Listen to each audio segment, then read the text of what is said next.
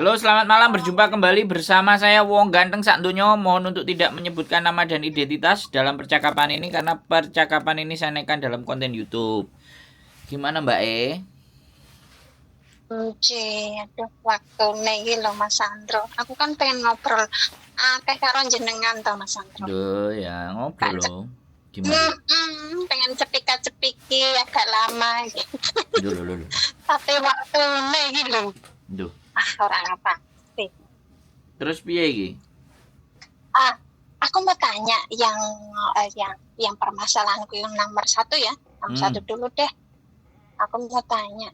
Apa aku ikut majikanku sudah 3 kontrak ya, 4 kontrak ini jalan. Yang jadi masalah itu anak pertama suka mencuri uang, ya, suka mencuri uang Mas Sandro. Terus yang jadi sasaran ya pastilah kita lah ya, kita lah sebagai pekerja jadi sasaran. Itu udah berapa kali lah ya.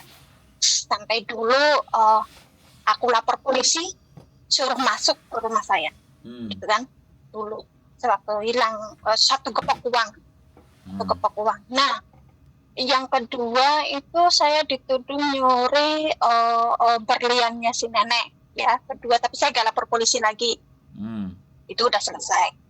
Nah, yang lalu-lalu yang gak besar sih Mas Sandro, tapi kan gak enak di kuping gitu kan, gak enak di kuping yang mbokku ngomong, aku nggak ke duit nih, dompet tuh hilang 200-300. Ya aku ngomong ya dulu, aku ya ora ngerti awak men duit, ana iki kan duit ning dompet ya ora. Tapi untungnya majikan gue itu ngerti lah nek anake seneng ngono iku ya kan, seneng njupuk duit. Ngono iku Mas Sandro. Tapi kan gak enak juga di hati kan.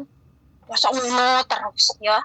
Nah dan nek awakku ngundurke diri yo. Aku ora enak karo mbokku kan wong apik ya, bosku pakku kan wong apik kabeh. Arep ngono aku ki bertahan ning kene iki juga enak ora enak lho Mas Sandro. Ora enak. Soalnya kan anggar kelangan duit kan wis 100 kayak 200 kan ora enak juga ning kuping dirungokno. Ya, dirungokno iki gak enak banget lah. Duit semono lah. Oh iya ora. Yes. Semono lah aku 100. Ono tapi yang mbokku ki yang mesti ngomong ngono. Aku ngedake dompet ning kene iki duitku ilang 200 ngono kan meneh. Mungkin sebulan meneh aku ngedake duit ning kene iki mosok 500 ilang ya mbok ono kamera yo awakmu ora gelem ngepenane kamarmu lah ta ono ki yo. Malah penane ruang tamu lah kok ta ono. Aku bingung ngono lho Mas Sandro, gregetan juga lah. Duit hilang mbak ya. Aku harus ngomong lah anak takoni apa orang nanti kan ya ora enak dikirane awake dhewe nuduh awake juga ya kan. Nuduh anake juga. Mas awake dhewe pan Pak bales nuduhne kan enggak mungkin Mas. Ya. Menurut jenengan piye ta Mas Sandro? Ini satu tok masalah nyuri. Katanya banyak. Apa satu-satu dibahas? Nyuri dulu kita bahas. Nanti apa lagi? Nyuri dulu dong. Kita satu-satu masuk nih utek ngono lho. Oke. Jadi gini Mbak. Kalau dari sejak sampean kontrak dan sampean dianggap nyuri dan mereka benar-benar nganggap sampean nyuri dan nggak ngerti biasa anaknya, nggak mungkin dong sampean ditambahi kontraknya, benar nggak? Iya. Jadi sampean nggak perlu berpikir yang sensitif banget gitu loh. Selama ada CCTV, ya kan, semuanya ada CCTV dan dompet itu tercover dengan CCTV. Coba dibuka CCTV-nya dulu, mem, apa dadai, cek siapa yang ambil dompetmu, kan kelihatan tuh seperti apa dan bagaimana kan kayak gitu. Jadi sampean ini udah 3 kontrak kan, 3 kontrak. Ya. 4 kontrak jalan. 4 kontrak. Artinya orang tidak akan menambah kontraknya sampean kalau tidak bisa dipercaya dan tidak bisa bekerja. Itu hanya masalah perasaannya sampean dewe aja. Sebenarnya dia itu tidak nuduh. Dia itu mengkonfirmasi duitku hilang neh. Curhat nah ya. Nah, dia mengkonfirmasi, cuman pikirannya sampean kok kayak aku sing dadi tertuduh, aku sing dijak omong. Itu loh perasaannya Yane Cece itu kayak gitu.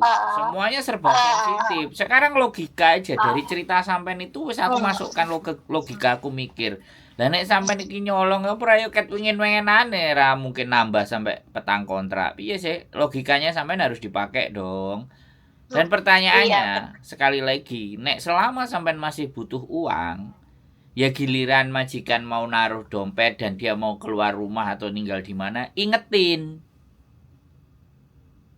ke dia, hati-hati loh anakmu, duitmu dijubui anakmu.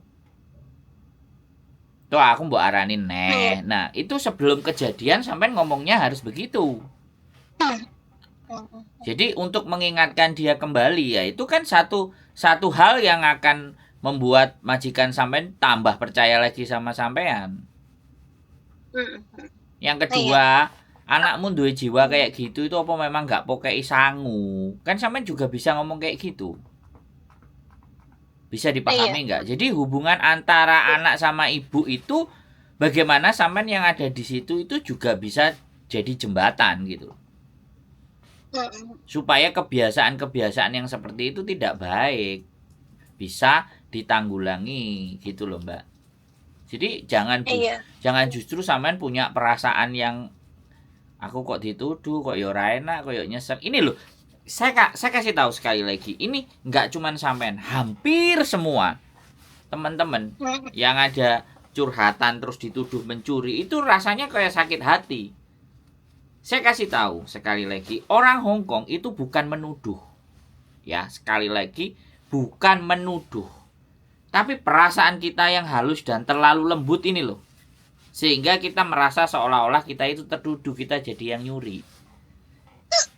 Gitu loh. Nah, tapi kalau kita itu bisa menjelaskan dan memang dia dan tidak mencuri, maka yang terjadi juga ini terjadi juga sama saya. Anak yang diproses sama istri saya datang ke majikan, kemudian anak itu mau diintermarried gara-gara mau curi 2.000. Tak tanyain mbaknya, mbak sampai nyuri enggak? Astagfirullah, sumpah demi Allah saya enggak nyuri mas. Yakin ya? Oke, saya ribut sama majikannya mbak. Nah giliran saya sudah belain dia supaya enggak nyolong, dari bebas dari tuduhan pencurian, ya kan? Nah selanjutnya mbaknya malah diinterminate karena tidak bisa berubah 4 bulan. Iya. Gitu loh mbak. Jadi untuk kasus pencurian ini, ya sekali lagi, polisi mungkin kalau dikumpulin, polisi-polisi di Hong Kong itu ya capek juga kalau mbah-mbah sudah pikun naruh duit terus dikirain jejeknya yang nyuri, itu pegel. Makanya ini harus dikampanyekan. Harus disampaikan juga ke teman-teman semuanya. Untuk tidak pernah ada rasa takut apapun kalau di rumah itu dilengkapi CCTV. Tantang balik. Ini kalau kejadiannya dia marah-marah, nyentik-nyentik, kalau sampean kan cuma nanya. Cuman laporan sama sampean, duitku dicolong, duitku hilang meneh 200. Nah, itu kan laporan, bukan sampean yang nuduh, dituduh sampean. Nah, kasus-kasus yang kayak gini, kalau ada CCTV, kalau saya yang kerja di tempat ECC, saya bilang itu ada CCTV kamu lihat, panggil polisi. Terus sampean ngomong kalau polisinya datang, Pak polisi lihat CCTV itu hari ini, jangan besok atau lusa. Tantangin gitu. Berani nggak majikanku nuduh aku kalau nggak ada bukti? Lihat itu CCTV. 1 kali 24 jam dia naruhnya kapan, dia itu hilangnya kapan. Ayo kita lihat di CCTV. Nah, bisa dipahami nggak mbak? Iya bisa. Itu yang pertama kali kehilangan uang ya, yang dulu pertama kali kehilangan uang setelah saya cuti ya. Setelah saya cuti, kontrak pertama cuti 1 bulan, nah pulang ke sini kerja 2 bulan dia kehilangan uang 1 kepok. Ya 1 kepok itu banyak lah Mas Andro, ya kan? Banyaklah 1 kepok. Nah di kamar itu ada CCTV, ya kan? Aku bilang lihat aja di CCTV, ya kan? Ya sekiranya kita orang dewasa kalau CCTV, kalau kalau kamera itu menuju ke tembok kan istilahnya insting kita orang dewasa ya kan, mungkin lagi apa kan dialihin gitu kan. Nah kalau pagi saya arahin lagi gitu kan, arahin lagi ke tempat depan lemari lah apalah gitu kan ya, ke tempat yang semestinya gitu. Saya paham lah orang namanya sama-sama dewasa. Nah hari itu saya bilang lihat aja apa kameranya gimana, apa kameranya, siapa yang muter kan di situ kelihatan semua. Nah majikan saya bilang, yang cewek itu bilang ya anak saya yang besar yang muter, kata dia gitu. Ya kan. Nah tapi dia nggak percaya ya kan. Dia bilang tapi kalau duit segitu banyak buat apa gitu kan, masih nggak percaya itu waktu dulu ya kan, buat apa ya nggak tahu, aku juga nggak tahu masalah itu, kamu bisa tanya sendiri, bisa rundingan sendiri sama anak ya kan. Nah karena dia mojokin saya sampai mepet lah istilahnya ya, saya bilang kalau kamu nggak percaya saya akan panggil akan panggil Pak D lah sini ya kan, kalau kamu nggak percaya suruh ngelidah apa ya. Nah ada 6 Pak D masuk rumah ya kan, ngelidah kamar saya, interogasi saya sampai 1,5 jam di dapur, dua-duanya pokoknya. Majikan saya bilang kalau nggak kamu ya dia, kalau nggak dia ya kamu, tapi kalau dia yang ngambil itu buat apa, dia bilang gitu. Tapi kalau kamu yang ambil siapa tahu kamu butuh di rumah atau gimana. Itu sudah jelas sekali Mas Andro ya kan. Nah waktu saya diinterogasi ya kode TNC buku rekening saya ya kan, buku rekening saya di foto semua sama Pak D. Nah ketahuannya itu Mas Andro setelah proses 2 bulan nggak ada info ya dari Pak D ya, nggak ada kejelasan dari Pak D. 2 bulan kemudian saya lihat itu resit pembayaran permainan online.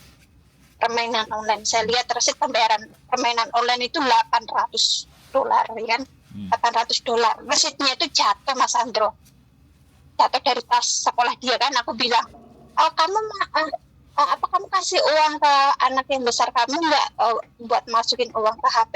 Enggak, tapi saya ketemu resit ini loh, ini hari kemarin loh ya kan, kemarin loh 800. Terus dari itu semalamnya anak diinterogasi 5 jam sama orang tuanya di di ruang tamu. Semenjak itu Mas Andro majikan sangat percaya sama saya ya kan. Kalau saya nggak ngambil, anaknya ngaku duitnya buat permainan online itu habis duitnya, tinggal $300 loh, duit segepok loh Mas Andro, tinggal $300 itu ya. Itu semenjak itulah majikan percaya ya kan, percaya. Nah kalau memang majikan mau mudik lah istilahnya ke Cina, kalau anaknya yang besar nggak ikut, semua kamar dia lalu saya kunci, saya bantu kunci ya kan, saya bantu kunci. Kalau dia bilang kok kamar ini dikunci, nggak tahu, mungkin ibumu ngunci, saya bilang gitu aja ya kan, nggak tahu mungkin ibumu ngunci. Tapi saya bilang sama majikan itu kamar kamu udah saya bersihin, saya kunci, saya takutnya ada apa-apa ya kan, takutnya ada apa-apa gitu aja. Jadi majikan saya ya percaya gitu kan. Tapi kalau akhir-akhir ini kayak gini-gini, jiwa gitu aja gitu kan. Aku nggak tahu ada dompet di situ gitu aja. Kalau aku tahu aku singkirin ya kan, aku umpetin yang benar. Kalau kamu tanya kamu lihat dompetku nggak, ini aku taruh di sini, nah gitu biasanya Mas Andro, tahu nggak, ini aku taruh sini gitu biasanya. Tapi didengar-dengar juga kurang nyaman juga Mas Andro ya kan, kurang nyaman juga gitu ya. Untungnya meskipun uang saya geletakin gitu aja ya kan, uang saya geletakin gitu aja, perhiasan saya geletakin gitu aja, itu untungnya dia nggak cawe-cawe istilahnya, nggak cawe-cawe gitu. Dia itu belum. Nanti kalau otak serakah dan rakusnya dia ada, ya siap apapun yang ada di situ diembat. Tapi bisa jadi orang aku ngambil duitnya ibuku sendiri kok. Kenapa harus nyuri? Aku kan ngambil punyanya ibuku sendiri. Dia juga bisa beralibi seperti itu, Mbak. Dia menggunakan alasan seperti itu. Nah, bagi saya sekali lagi bagi saya, kalau sampean ngerasa nyaman masih ada di situ, ya sampean bicarakan baik-baik. Anakmu punya karakter kayak gini, kamu udah tahu sendiri, ya. Aku kerja di sini mau cari uang, bukan mau cari masalah ya. Tapi kalau lama-lama kayak gini nih juga mengancam dan membahayakan diriku sendiri. Kalau memang sampean mau menyelesaikan ya. Tapi kalau sampean menganggap sampean bekerja di situ mereka juga bisa terima, mereka nggak ada masalah, ya tolong itu nggak perlu dipikirkan yang terlalu berat gitu loh. Jadi sekarang itu sederhana sekali kalau bagi saya, kalau sampean bertanya sama saya, hindari pikiran yang tidak enak ya, tapi berbicaralah dengan logika. CCTV semuanya kembalikan ke posisinya. Dan kalau sampean menggeser dan semuanya, ya usahakan tolong dilap atau sampean pakai tangan. Karena bagaimanapun anaknya yang menggeser, kemudian fingerprintnya sampean juga yang paling terakhir karena sampean yang muter balik. Itu ada 2 fingerprint. Kalau seandainya nanti itu kan masih segitu-segitu aja. Nanti kalau hilangnya udah tambah banyak, terus ada juga perhiasan dan macam-macam, nah itu akan menjadi masalah. Karena kita nggak ngerti, majikan itu kan semuanya pasti punya batas. Apa yang bisa membuat dia jadi marah ataupun tidak. Nah kehilangan segitu mungkin dia masih bisa maklumi. Kalau kehilangannya sudah 1 juta Hong Kong dolar, ya kan? Nah itu di situ malah petaka terbaru. Nah kembali sama sampean, kecerdasannya sampean, logika sampean main nggak di situ. Jadi kita itu kadang-kadang bikin konten ngajarin teman-teman untuk menggunakan logikanya mereka itu agak susah. Yang mereka pikirkan adalah perasaan. Nah kalau kita di Hong Kong terus pakai perasaan, mampus lah Mbak. Ya mati sendirilah. Hong Kong kok pakai perasaan? Gak ada pakai perasaan Hong Kong. Makanya kenapa ada banyak CCTV itu karena nggak ada perasaan.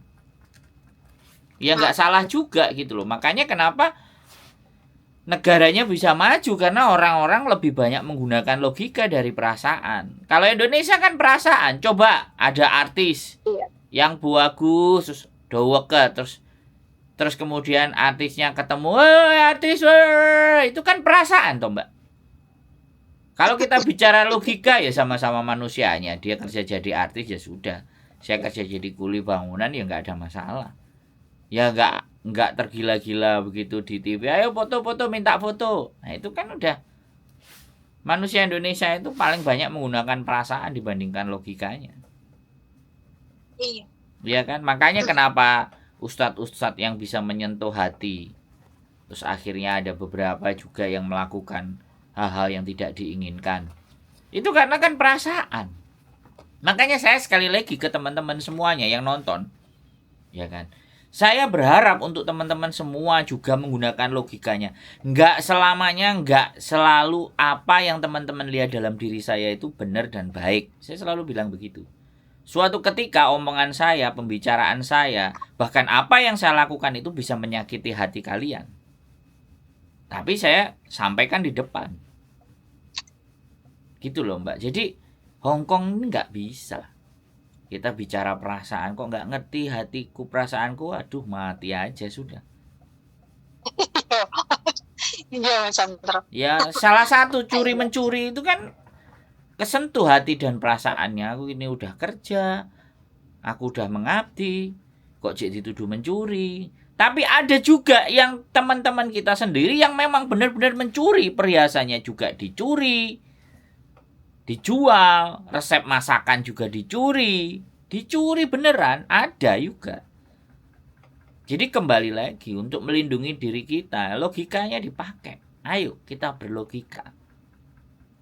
Nalar berpikir kita itu jangan sampai cacat gitu loh. Jangan sampai tercederai hanya karena mengutamakan perasaan daripada logika sama akal, kan repot Mbak. Iya. Ya untung saja kedua majikan saya itu bisa diajak diskusi ya kan. Bukan masalah untung Mbak. Ya sampean harus beralasan atau sampean mengutarakan sesuatu yang memang bisa dicek fakta dan kenyataannya gitu loh. Sampean juga semakin harus main logika gitu loh. Ntar kalau kayak gini kejadian, jadi yang tidak ada dalam benak mereka itu ya, dari Indonesia berangkat ke Hong Kong itu cuma cari uang. Padahal cari uang untuk menyelesaikan masalah. Padahal dengan berangkat ke Hong Kong aja, itu dia memulai masalah baru, Mbak. Iya Mas Andro, benar. Loh, yo gimana sih? Benar. Kayaknya semua orang yang ngomong sama saya mesti benar. Ya karena omongan saya itu sebelum keluar tak olah dulu di otak saya. Tak korelasikan dengan teman-teman yang telepon. Ke Hong Kong itu pinginnya menyelesaikan semua persoalan. Masalah-masalah kita di Indonesia kan. Tapi begitu nginjekin kaki Hong Kong sehari 2 hari, nambah masalah gitu loh. Nambah masalah baru gitu loh. Masalah Indonesia bisa terselesaikan dengan kita kerja digaji. Tapi sehari-hari masalahnya banyak sekali. Majikan ngomel, majikan yimcim, majikan banyak perhitungan, majikan gak punya hati, gak punya perasaan. Coba, apa enggak itu nambah masalah? Gitu loh Mbak. Ya. Jadi kalau nggak siap mempunyai masalah-masalah baru di Hong Kong, ya sudah. Makanya kenapa saya bikin konten ini, supaya teman-teman bisa mengantisipasi masalah-masalah yang akan terjadi kepada diri mereka. Sesuatu yang nggak pernah mereka bayangkan, mereka tonton di konten saya. Tapi sekali lagi, apakah semuanya sepakat dengan apa yang saya buat? Enggak juga toh. Bahkan orang-orang aja yang menganggap konten saya bernilai dan bermanfaat, belum tentu juga nge-share untuk membantu yang lain. Itu loh Mbak. Jadi ya sudah nggak apa-apa. Jawabannya kok enak men nge-share wae Sandro. Kono sing oleh duit, ini sing nge-share ora apa-apa. Padahal sekali lagi, kebaikan sebesar biji zarah pun itu akan ada balasannya. Tidak semuanya orang itu berpikir ke situ. Menginformasikan hal yang baik, menyampaikan hal yang baik, itu enggak semua orang mau. Tapi kalau pas tukaran, cakar-cakaran, kerawuk-kerawuan, cepet sekali nge-share-nya. Halo? Iya Mas Andro. Masalah pencurian gimana? Aman? Atau kita bahas berikutnya apa? Ayo, enak kan? Aman, dikawe gemblong wae saiki lah, butek wae. Iya, logika Mbak dipakai logikanya sampean. Terus berpikir. Jangan sampai lengah. Lengah sampean kok kena nanti. Kena telepon aku maneh mumet dasku. Dino iki berarti gak kanggo aku ngomong. Loh, aku seneng kalau sing tak ajak telepon terus bisa ngekek ketawa ya aku seneng. Sing ada kan biasanya sedih-sedih, nangis, susah piye urip iki. Ya, paling seneng ya nek ngrungokke curhat ya Mas Andra karo jenengan ya. Curhat karo jenengan kadang nek sing ora masuk logika masalah garangan mau masalah utang karo bank aku ngakek dhewe lho Mas Andra ketika ora ning dapur. Ngene iki ngene ngakek kok dhewe ya kok ditakoni Pak Kun kok apa nguyute ora apa-apa. Ya, itu artinya ketika kita bisa ketawa, logika kita kan bekerja. Iya. Coba kalau kita sedih dan susah, serta ketakutan, tertawa itu nggak keluar, Mbak. Makanya orang yang bisa tertawa adalah orang-orang yang bisa berlogika. Bahkan pelawak itu untuk supaya bisa ngelawak itu mikir loh, Mbak. Enek sinaune. Iya benar. Itu loh. Iya apalagi aku ya. Aku itu kalau di depan teman itu sering gojloki Mas Andro. Sering tak gojloki kanca-kanca sing orang bener ngono ya, sing jelewar sekolah logikane tak gojloki. Aku nek ngomong kowe iki pekok, goblok ya goblok. Nek tak ngono ki ning ngarepe dhek ya kan ngarepe dhek untuk iki masalah lanangan yang njaluk duit lho, kamu iki pekok utama ya pekok ngono ki ya. Ngono iku. Tapi aku bisa seneng gojloki kanca, seneng gawe guyu kanca, tapi aku iki nek ning kamar dhewe iki nangis dhewe lho Mas Andro ora Mas Andro. Nah, itu artinya apa sih? Nah, itu artinya apa? Seseorang yang pura-pura kuat sebenarnya di dalamnya itu rapuh gitu. Iya. Itu karena dia menahan beban, akhirnya yang bisa dia dilampiaskan seketika itu. Tapi pada fakta dan kenyataannya, makanya jadi orang itu menurut saya yang balance aja. Ya sudah, saya sedih. Ya sudah, saya nikmati. Ya sudah, ini kehidupan saya. Ya sudah, ini jalan yang saya pilih. Karena nggak banyak orang itu bisa konsekuen dan konsisten dengan apa yang dia pilih. Begitu loh. Memilih untuk meninggalkan keluarga, memilih untuk meninggalkan rumah tangga. Ini masalah, Mbak, bener nggak? Oh, bener Mas Ando. Aku loncat ya Malian ya. Oke. Loncat ke masalah nomor 4 lah. Loncat masalah nomor 4 ya. Oke. Aku rene iki tujuan iki Pak menyelesaikan masalah to Mas Andro. Ya. Kan? Rumah tangga lah. Pengen gawe omah lah ya. Orang pengen campur karo mertua lho. Ora pengen campur karo mertua. Ayolah gawe omah. Daripada bojoku sing lunga ning luar ya kan. Bojoku kan sering lunga ning luar Mas Andro ya. Nah, aku dhewe sing kesiksa ya kan. Aku dhewe sing kesiksa lah ya. Di pojok-pojoknya ya lah masalah duit lah, masalah ngene karo mertua ya kan. Trauma Mas Andro. Oh, aku telah nggak keputusan. Wes saiki ning ngene daripada sampean sing lunga, aku ning omah tutup ya. Masa bobot lho 42 lho Mas Andro. Tidak.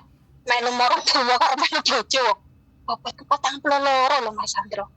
Nah, barang aku bojoku setuju, aku makan ning Hong Kong dengan tekad tujuan pengen gawe omah. Bener ora Mas Andro? Yes. Ning kene kare wangi, sama ngerti dhewe TKW ning kene to. Libur maca ayu cuman bisa turu ning taman apa ning Sarjembatan dan kaya pura ora kayu bener ora sampean? Ya, sekolah maca ayu lho. Maca ayu bawa gelaran payunan go turu. Ayo pura ora ada payu, bener ora Mas Andro?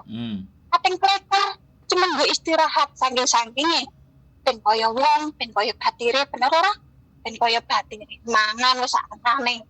Jemening dadi ya Mas Andro. TKT kuwi tujuan kuwi lho ora neko-neko. Aku dadi menungso ora dian wong lanang. Ora dian wong lanang aku. Nah ora karo bojoku aku ora dian wong lanang. Sak tujuan ya kuwi tak tuju. Bener. Karo wis dadi dandanan. Dadi dandanan aku kerja 6 tahun cukup nggawe omah Mas Andro. Cukup nggawe omah. Wis padha batine lah ya tak syukuri alhamdulillah. Tapi lho nggak sing gateli iki lho. Wargane mulang iki jan gateli teman gawe butuh kumbut lho Mas Andro. Berketen apa? Dan kan gateli dancu iya kan aku nek ora eling tau nek kasu wae yakin ora peduli marang tuaku. Ora mikir lho Mas Andro. Orang mikir lho Mas Andro. Bojoku nang omah tak ngomong anak lho, ngomong anak kok lho Mas Andro. Aku seneng kene gaji 3 juta lho, ngepe 3 juta per bulan Mas Andro. Terus? Bener ora? Orang mikir anak lanang mau tani anak lho. Angan-angan pengen koyo batire dengan anak mantu, anak mantu. Tai, aku dhewe ora enak. Bener ora? Aku dhewe nurun kon dhewe lho. Cish. Kita diutang malah ngejek perang Mas Andro. Aku kan ngomong. Kok ngrungokno sampean kok lucu ngakak. Kita diutang malah ngejek perang. Kan aku ngomong, ya kuwi duit-duitku lho. Bener ora? Ora dicicil lho Mas Andro. 10 juta lebih iku lho duit lho Mas Andro. Aku nganti ngomong. Aku ngomong karo bojoku, ning apa aku njaluk sahur ya kan? Neng apa aku njaluk duitku, wajib njaluk duitku karena iku keringet getihku, udah keringet getihmu. Sepeser pun ra ono keringet getihmu. Keringet getihku. Neng apa aku wajib njaluk nuntut, bener ora? Pak dibalik ke kapan ora kapan ning apa ora ngomong, bener kan? Apa ora ngomong? Apa priye kan seharusnya alasannya A B C apa priye? Kan orang ngono Mas. Delok istilahnya cara pemetan ini udah mengak awal. Ya ora. Dendengna wae ngono niku keluargane bojoku. Kan ora isin gembar ning ngene wong ya. Ora isin ora ngilo lho. Nek anake ning omah dicokoli wong wedok lho. Heran aku tau itu kan rokok bisa wong wedok ora. Dan jangku itu kok bergeten aku. Ya, aku beneran wong ngomong. Bengi kan aku cuti Mas Andro nang omah ya. Ana wong ngomong mangkenan dek kan pro to karo keluargane bojoku to. Tak warna kabeh men tekan ngeraine kono. Berketen aku. Warna kabeh padahal kan ini ngomong ora tau nonggo lho Mas Andro. dokem wae mangan enak turu kentu mangan enak turu kentu tok ning omah. Ya, ora nyelipur omongane tonggo aku. Gatel itu teman. Ini masalah duit lho, utang ya nyari utang ya ora masalah. Ana hitungane, ana bener. Oh iya aku utang awakmu sepiro-sepiro. Kan seharusnya kan ngono ya Mas Andra. Mbok ki urung iso nyari utang, mbok kan malah ngecek perang. Untung ya cuma ora tak kebendase ngopi. Bergeten. Aku cuma ora mandang bojoku menjambu. Cincin tester tenan. Ini pilih ngono ora. Aku tadi banget tadi ya ora tau nuntut. Bojoku kerja gajiane 6 juta, 7 juta aku cuma krungu saka kanca Mas Andro. Aku ora pernah nuntut ya kerja lagi gaji semene ku ora ning wong wedok. Aku ora pernah nuntut Mas Andro. Ora pernah nuntut masalah duit, masalah gaji wong lanang ya ora pernah. Krungu cuma saka kancane tok lho. Ya ora pernah aku gaji semene lho. Bu, arep nggawe omah Pak Pri ora lho Mas Andro. Aku ya ora ngomong ora piye. Krung kok yo mengkana mengkene. Oh, jenjalo direbus tenan urung ngerti ya. Nek mantu niki kaya barongan ngono ngono iki lho Mas Andro. Gatel yo. Jenjalo gregetan ning wong. Tapi gini ya,